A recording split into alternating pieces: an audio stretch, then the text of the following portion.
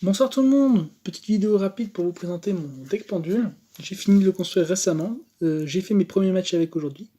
Ça s'est plutôt bien passé, je vais donc vous présenter tout de suite ma decklist. Alors on commence assez basiquement avec 3 Darkmoon, 2 Gate Zero, une petite Engine Mystical Beast très intéressante, avec 3 Cerbères, 2 Chacal. Ensuite en magicien je joue 3 chronographes et ce petit niveau 3. 2 Balourd Dragon, basique.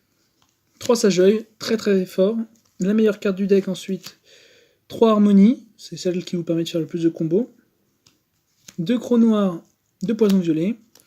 Et enfin les briques niveau 7, Xianke et lui, Dragon Pit. Ensuite, je joue 3 monstres qui ne sont pas des magiciens, seulement 3 Avières. Voilà pour les monstres. C'est une decklist à 41 cartes. 2 appels pendules, j'hésite à en jouer une troisième, c'est vraiment très fort. Une alliance des duellistes. Un petit Foolish. 2 shrines. 3 pots des désirs pour un maximum de stabilité. Il faut vraiment que vous piochez dans votre deck, c'est très important. Aujourd'hui, j'ai plusieurs fois résolu deux fois les effets. C'est pas grave. Ce dont on a besoin, c'est de faire du plus et d'avoir un maximum de ressources. Et enfin, la 41e carte. Vu que je joue Alliance du Dueliste, je me suis dit que je pouvais jouer le piège. Et puis, le piège est vraiment sympathique, vraiment puissant. Pour l'extra, je joue ensuite Anomicatrice. Très sympa pour le time. Et aussi pour raser les boards en face. Un Ignister, ça vous permet de gérer à peu près n'importe quoi.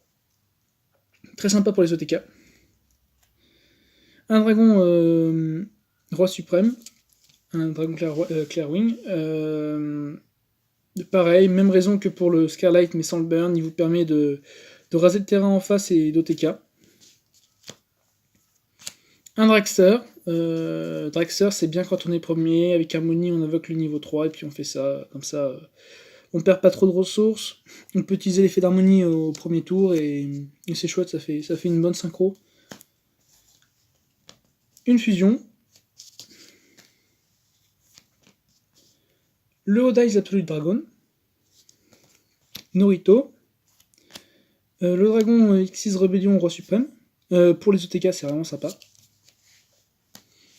Exciton contre les decks qui ont plein de backrow, c'est super fort. Genre contre Altergeist, vous faites Exciton et vous dégagez tout son board. Contre SS, c'est très puissant aussi. Quand vous commencez contre certains decks, c'est bien d'avoir un petit Bagouska.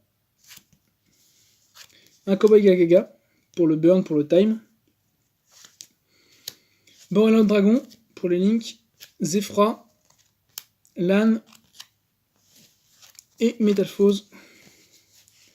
Alors le fait de jouer à la fois Cowboy et Lumicatrice, ça vous permet de survivre un Ayate juste avant le time.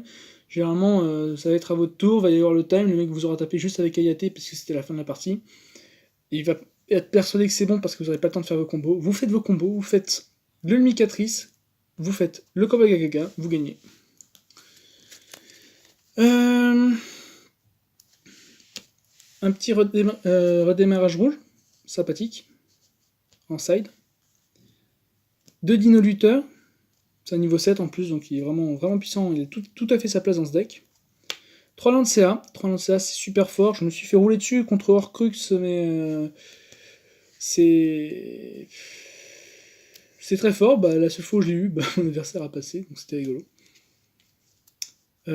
3 tourbillons, un ordre impérial, et 3 10 barrières contre l'éventuel match-up miroir, et aussi Sonor Dragon. Voilà, c'est tout, en espérant que ça vous aura plu. Ciao!